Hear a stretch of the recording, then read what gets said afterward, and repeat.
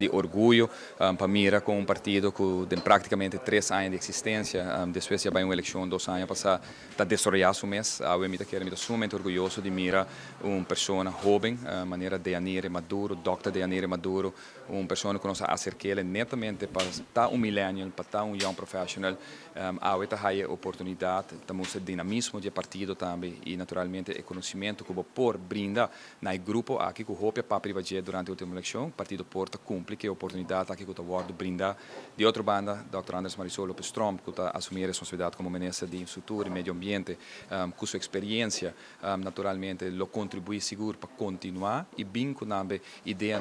que o Bopo usa novo, já para adiante,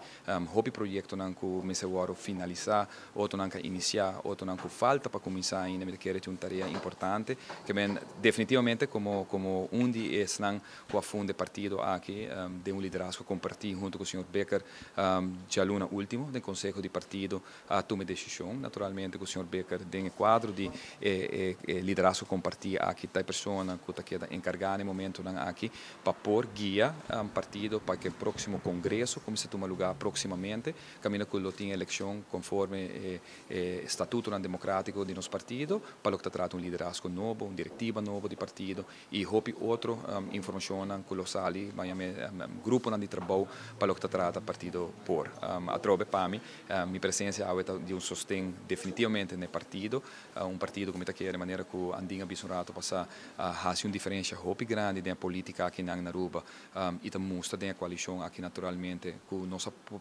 apresentar na comunidade de Aruba programa de partido que a transmitir de programa de governação e que cabalmente dos ministérios que vai representar do partido por a percurar para executar o mandato do povo aqui e naturalmente como parte da governação em sua totalidade junto com o partido MEP e o partido RED lo sigue a se saque também nos próximos 2 anos.